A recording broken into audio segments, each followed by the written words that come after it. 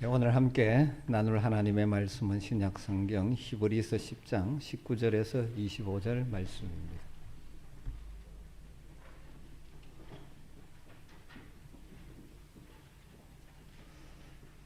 히브리서 10장 19절에서 25절 말씀.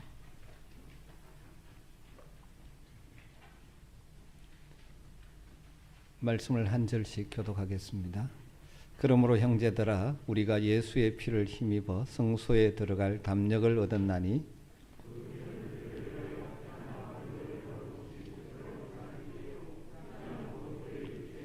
또 하나님의 집 다스리는 큰 제사장이 계심에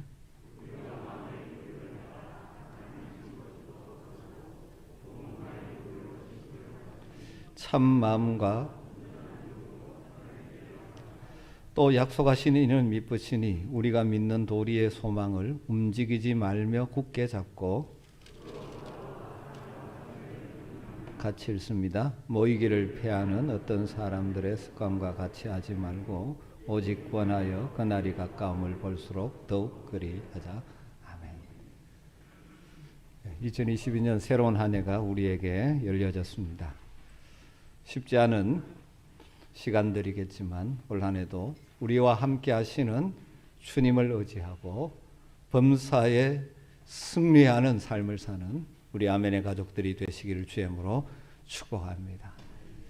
한 해를 시작하면서 무슨 말씀을 나눌까 기도하는 가운데 오늘 이 히브리서의 말씀을 나누기를 원합니다. 참 쉽지 않은 때지만 우리가 믿음으로 승리해 나가는 모든 어려움을 이기고 견디기도 하고 버티기도 하고 또 극복해내는 그런 승리의 삶을 살려면 이 신앙생활의 기본기에 충실해야 합니다. 신앙생활의 기본기가 잘 갖추어져 있으면 이런 상황 저런 상황 만날 때 그것을 뛰어넘을 수 있죠.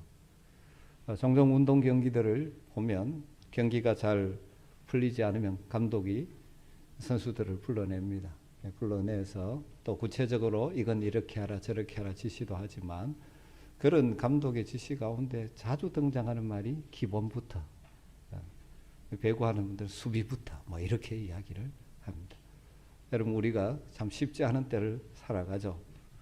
우리 인생의 여정에 수많은 어려움을 경험하며 삽니다. 올 한 해도 정말 아무 어려움이 없으면 좋겠지만 실제로는 많은 일들을 경험하며 살아야 할 것입니다. 또 그 어려움을 극복하는 시간이 짧게 끝나는 경우도 있고 어떤 경우는 긴 경우도 있지만 중요한 것은 믿음 생활의 신앙 생활의 기본기에 충실하는 사람은 결국은 이겨낸다는 것입니다. 그래서 오늘 저는 신앙 생활의 기본기와 같은 세 가지의 권면의 말씀을 나누려고 합니다. 우리가 참 어려운 때를 보내고 있지 않습니까? 코로나19라는 감염병이 이제 3년째로 들어가고 있습니다. 가정과 일터에서도 어려움을 만나는 성도들 있고 또 그것을 극복하기 위해서 애쓰는 분들도 있죠. 또 뿐만 아니라 우리의 삶의 동력이 되는 예배 생활이 여러 가지로 제약을 받고 신앙 생활이 제약을 받는 때를 살아가고 있습니다. 여러분 이럴 때일수록 우리는 기본기에 다시 한번 힘을 모아야 하는 것입니다.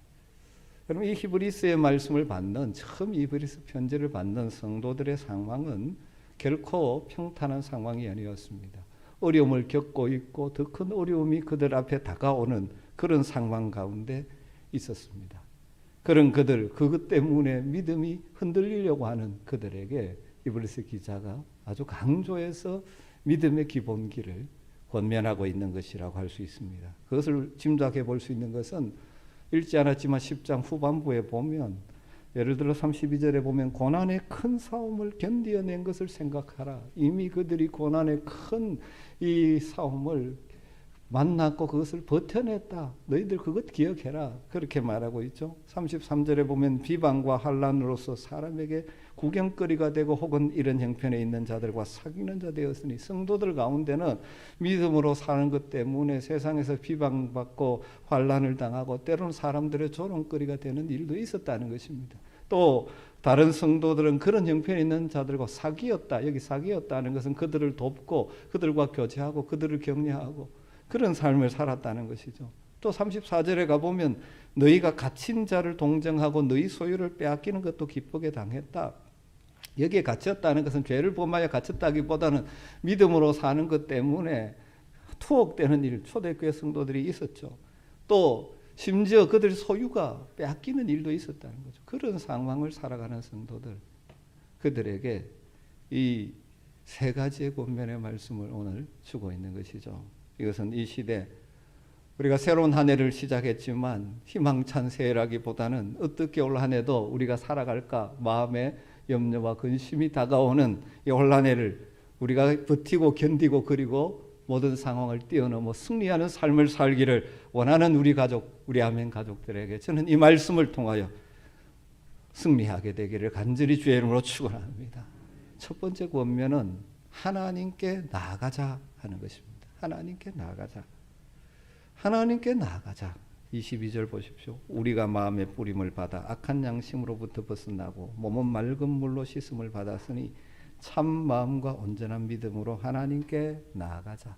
이 문장의 마지막 결론적인 권면은 하나님께 나아가자입니다.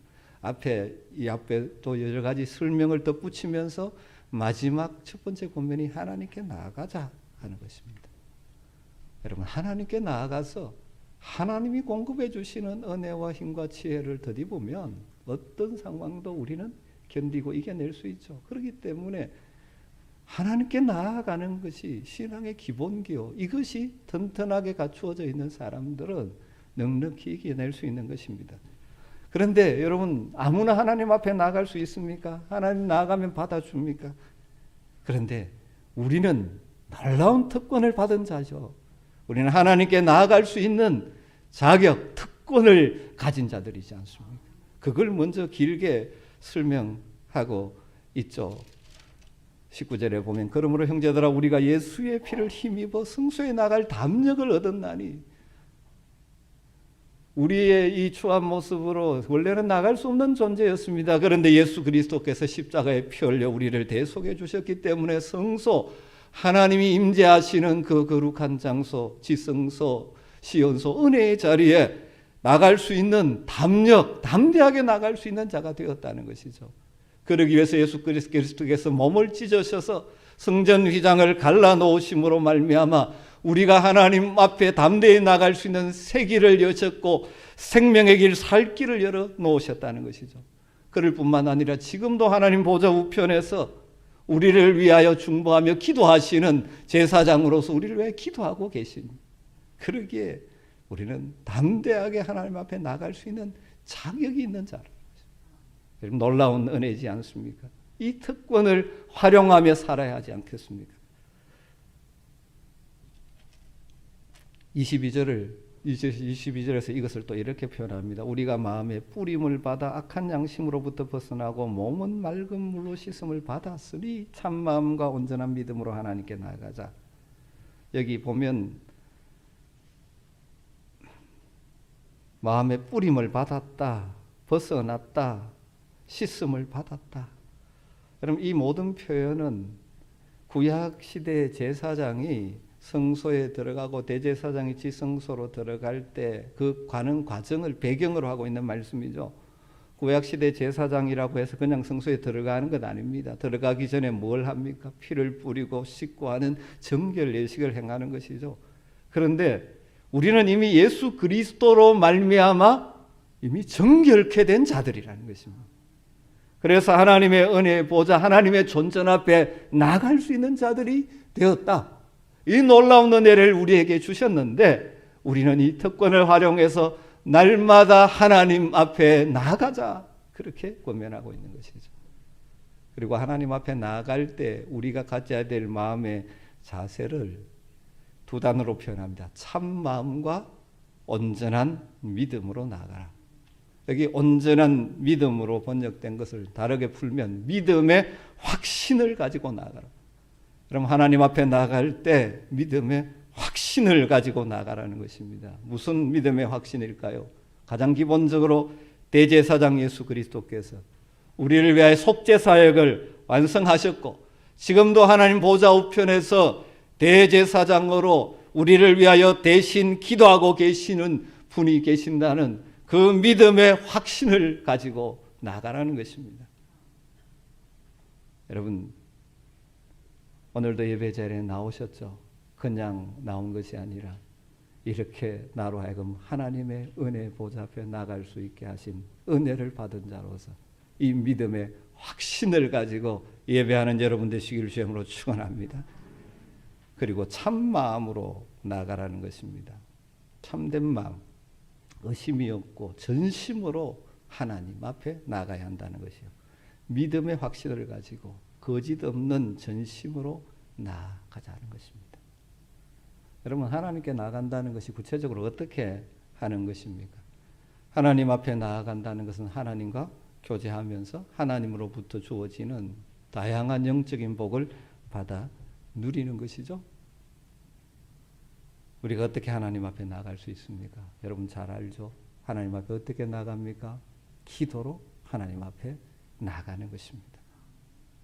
하나님 앞으로, 하나님 보좌 앞으로 나갈 수 있는 새 길을 열어주신 우리 주님, 그리고 지금도 우리를 위하여 기도하고 계시는 주님을 의뢰하면서 우리는 기도의 무릎을 꿇어 은혜의 보좌 앞으로 담대히 나갈 수 있는 것입니다. 여러분, 2022년 지금까지도 그랬지만 더 하나님 앞에 나아가는 삶을 사시기를 주님으로 축원합니다. 여러분의 기도의 생활이 더 깊어지기를 주님으로 축원합니다. 기도로 하나님 앞에 나아가십시오. 인생에 많은 문제가 있지만 기도로 하나님 앞에 나아갈 때 하나님께서 그것을 꿰뚫어 볼 수 있는 때로는 통찰력과 지혜를 주시기도 하고 그 상황을 넉넉히 버티고 견딜 수 있는 힘을 주시기도 하고 그것을 뛰어넘을 수 있는 길도 여러분에게 열어주시는 줄 믿습니다. 그러기에 하나님께 나아가는 자들이 승리의 삶을 살 수 있는 것입니다. 여러분, 하나님께 나아간다는 것은 구체적으로 또 어떻게 하는 것일까요? 예배와 찬양으로 하나님 앞에 나아갈 수 있습니다. 여러분, 예배로 하나님께 나아가는 것이죠. 여러분, 예배할 때마다 믿음의 확신과 참된 마음으로 하나님께 나아가야 하는 것입니다. 우리의 예배와 찬양받기에 합당하신 하나님 앞에 우리의 전심을 모아 예배하고 찬양함으로 하나님 앞에 나아가십시다.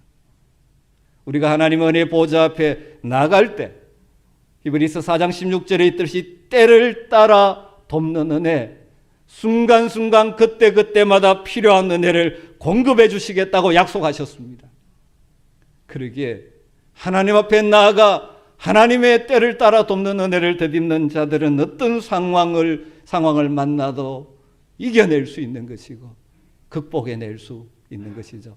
잠시 흔들릴 수는 있지만 주저앉고 망하지 않는 것입니다.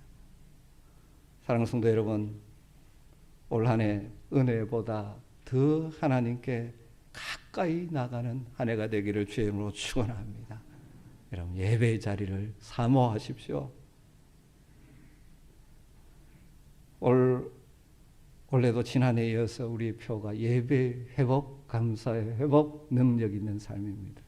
여러분, 예배가 회복되어 예배를 통하여 하나님이 공급하시는 힘을 얻는 사람은 삶의 현장에서 능력을 발휘할 수가 있는 것이죠. 예배를 통하여 하나님이 공급하시는 다양한 은혜에 깊이 잠기시기를 주님으로 축원합니다. 비록 삶의 자리가 팍팍할지라도 주일마다 예배의 자리에 나와서 주님을 만나고 주님이 주시는 위로를 입고 힘을 얻고 지혜를 들이보면 삶의 현장에서 우리는 넉넉히 이기게 될 줄로 믿습니다. 여러분의 예배 생활이 더 깊어지는 한 해가 되기를 주의 이름으로 축원합니다. 여러분, 그리고 기도의 자리에 나오십시오. 하나님 앞에 담대히 나가는 자들에게 주시는 하나님의 위로와 회복과 치유를 풍성히 경험하는 은혜가 있게 되기를 주의 이름으로 축원합니다. 기도의 무릎을 꿇으십시오.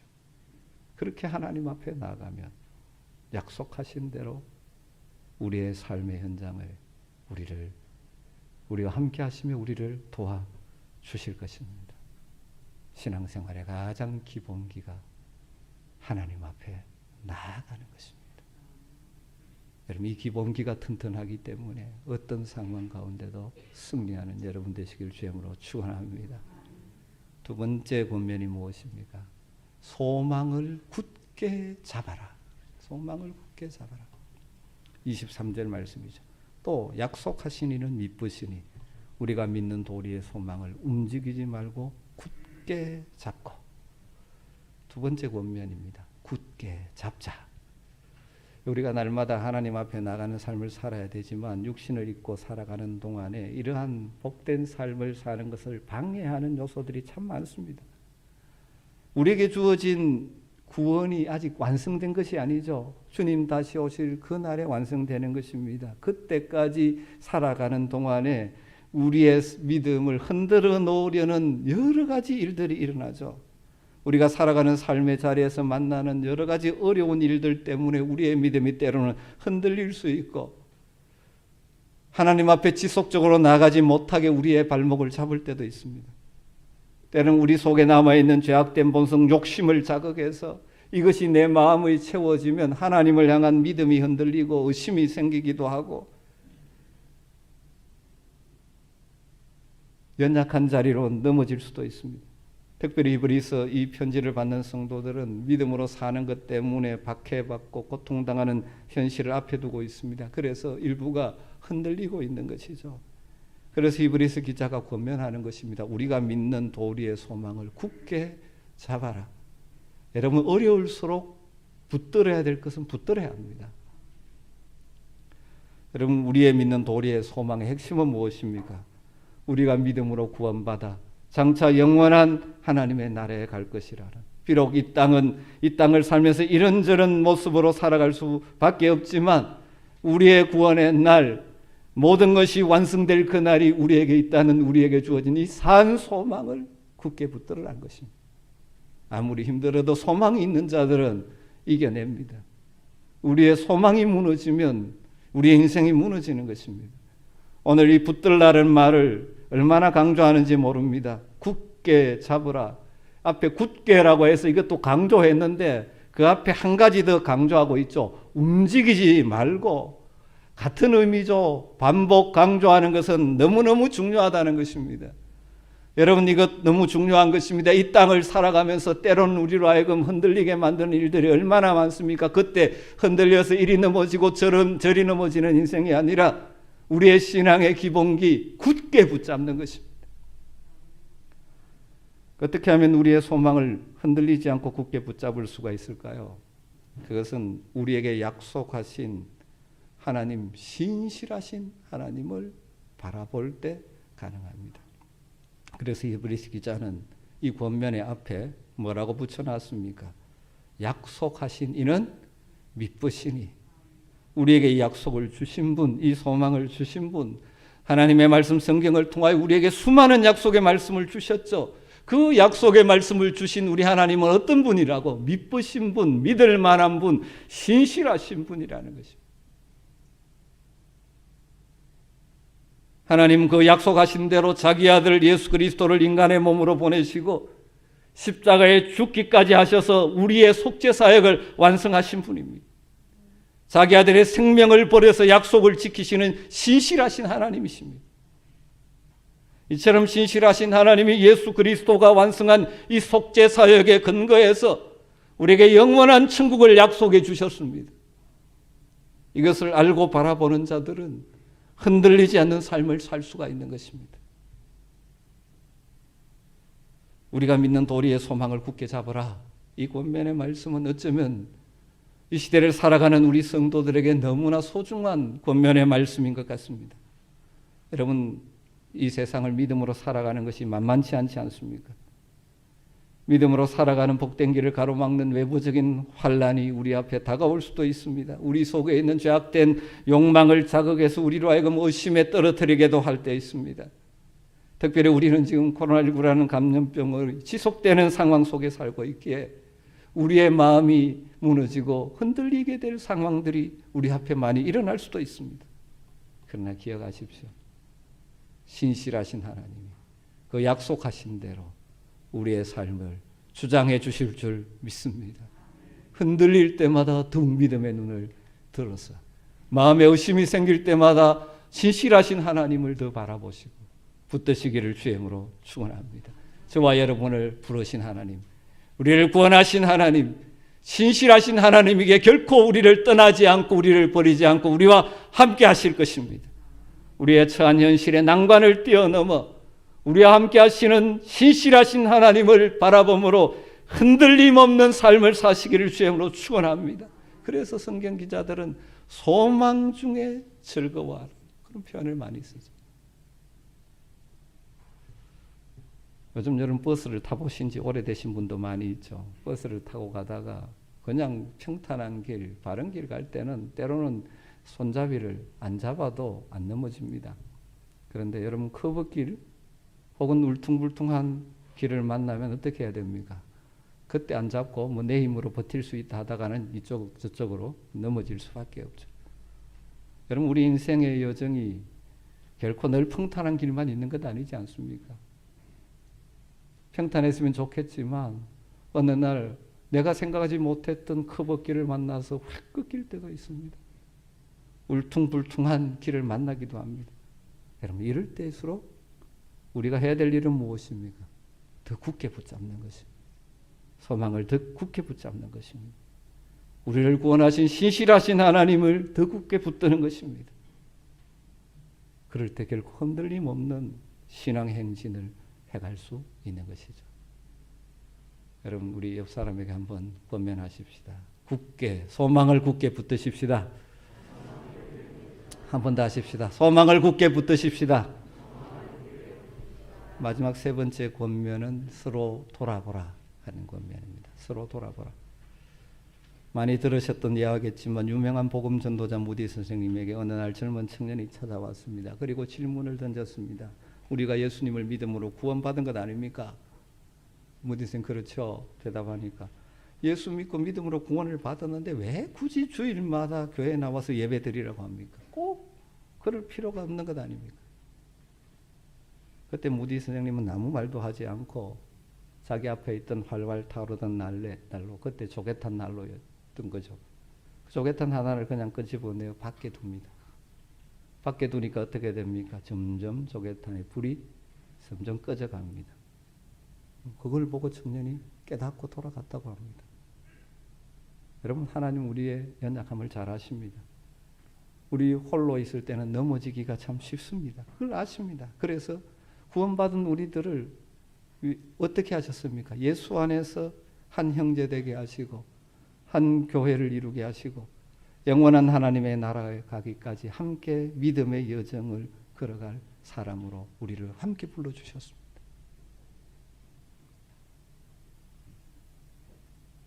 구원받은 하나님의 백성들은 각자 따로 사는 것이 아니라 함께 공동체를 이루어 교회를 이루어 살게 하셨습니다. 그래서 여러 가지 어려움을 만날 때 자칫 잘못하면 혼자 있으면 넘어지고 쓰러지기 쉬울 때 함께하는 믿음의 가족들이 있기에 때로는 위로도 해주고 때로는 격려도 해주고 때로는 손을 잡아주면서 함께 이 인생의 여정을 걸어가게 해주신 것이죠. 오늘 히브리서 기자가 그래서 이 어려운 때를 승리로 채워가기를 원한다면 서로 돌아보라고 권면하고 있습니다. 그것이 24절 25절 말씀이죠. 서로 돌아보아 사랑과 선행을 격려하며 모이기를 피하는 어떤 사람들의 습관과 같이 하지 말고 오직 권하여 그날이 가까움을 볼수록 더 그리 하자. 이 긴 문장에 여러 가지 동사가 나옵니다마는 이 문장의 주동사, 주된 동사는 서로 돌아보자. 서로 돌아보자. 서로 돌아보자. 서로 돌아보는 목적은 무엇입니까? 사랑과 선행을 격려하기 위해서. 그리고 왜 서로 돌아봐야 되느냐 하는 것을 25절에 설명하죠. 마지막에 가까울수록 모이기를 싫어하고 모이기를 거부하는 일들이 일어날 것이기 때문이다. 그렇게 말하고 있습니다.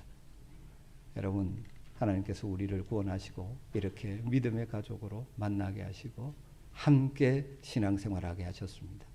그리고 오늘 말씀하십니다. 서로 돌아봐라. 누가 어려운 환경에 처해 있는지, 누가 지금 낙심하고 있는지, 누가 힘들어하고 있는지 서로 돌아보라. 그리고 돌아보는 목적은 무엇입니까? 모든 믿음의 가족들이 사랑하는 삶이 더 풍성해질 수 있도록, 선한 삶, 하나님의 뜻을 이루는 선한 삶을 더 잘 살 수 있도록 서로 격려하기 위해서 서로 돌아보라는 것입니다. 이처럼 사랑과 선행이 풍성해지면 본인도 복된 인생을 살 뿐만 아니라 함께하는 교회 공동체가 굳건히 서가고 흔들리지 않는 삶을 살 수 있는 것이죠. 여러분, 사랑과 선행이 결핍된 교회 공동체는 결속력이 와해되어지고 하나님 백성으로서의 풍성한 삶을 잃어버릴 수밖에 없습니다. 서로 돌아보라, 그렇게 말합니다. 여기 돌아보라는 것은 고개 돌려 쳐다본다, 이런 수준의 의미가 아니죠. 이 돌아본다는 단어의 의미는 자세히 살핀다, 그런 겁니다. 여러분, 우리 믿음의 가족으로서 서로를 돌아보십시오. 자세히 살피십시오. 여러분, 제대로 격려하려면 상대방의 형편과 처지를 잘 알아야 됩니다. 그것도 모르고 격려한다고 하는 말이 때로는 그걸 모르고 그냥 하게 되면 오히려 그것이 때로는 상처가 되는 경우도 있죠. 종종 그런 경험 하시지 않습니까? 그 말이 좋은 말인데 내게 격려가 안 되고 위로가 안 되고 마음이 오히려 상처가 돼요. 왜 그렇습니까? 그 사람이 내 마음의 상태를, 형편을 잘 알지 못하고 그냥 원론적인 말을 하기 때문입니다. 서로 돌아보라, 자세히 돌아보라, 살펴라, 그렇게 말하죠. 그럼 우리 교회 성도님들은 이 서로 돌아보는 그런 성도들이 됐으면 좋겠습니다. 주일날 만났는데 얼굴을 보니까 조금 걱정이 있어요. 그러면 집에 가서 어떻게 합니까? 전화를 하는 것이죠. 아니, 권사님 오늘 왜 그래? 힘이 없었어요? 서로 돌아보는 것입니다. 여러분, 서로 돌아보주고 격려해주는 성도가 있으면 올라갈 수 있는 것이죠. 여러분, 우리가 늘 힘있고 늘 위를 향하여 가는 삶을 못 살지 않습니까? 여러분 어떤지 모르지만 제가 목사지만 때로는 마음이 무너지고 힘들어지고 때로는 의욕이 막 꺾이기도 하고 그럴 때도 있습니다. 목사니까 주일마다 어떨 때는 강단을 지키지만 어떨 때는 이 설교하는 자체가 어떨 때는 힘들고 부담될 때도 있습니다. 그런데 성도분들이 위로와 격려가 있으면 또 이런 힘을 얻는 것이죠. 우리가 다 늘 좋은 상태로 살아갈 수 없지 않습니까? 건강도 마찬가지죠. 연약해지면 그것을 도와서 새로 몸을 일으키는 것이죠. 여러분, 성도들의 관계도 바로 그것입니다. 서로 돌아보십시다. 그래서 뭘 해야 됩니까? 사랑과 선행을 격려해야 됩니다. 격려해야 돼요. 그러기 위해서 또 뭘 하라고 하니까 모이기를 힘쓰라고 또 말씀하고 있습니다. 참 우리는 모이기 힘든 시대를 지금 살아갑니다. 그러나 제대로 신앙생활을 하려면 어떤 방식으로든지 모임이 있어야 됩니다. 그래서 모여서 뭘 해야 됩니까? 서로 격려해야 되는 거죠. 종종 어떨 때는 모이는 것이 안 모이는 것보다 못할 때도 있습니다. 왜냐하면 모여서 서로 상처를 주고받을 때도 있기 때문이죠. 그것은 신앙 공동체 정상적인 모습이 아닙니다. 우리가 성도들이 모여서 해야 될 일이 많이 있지만 가장 기본은 서로에게 격려가 되어야 하는 것입니다. 격려하고 격려받고. 그래서 우리 그리스도인의 모임은 격려의 공동체가 되어야 하는 것이죠. 교회 가서 상처받았다. 실제로는 많이 일어나는데 정상적인 교회의 모습이 아닌 것이죠.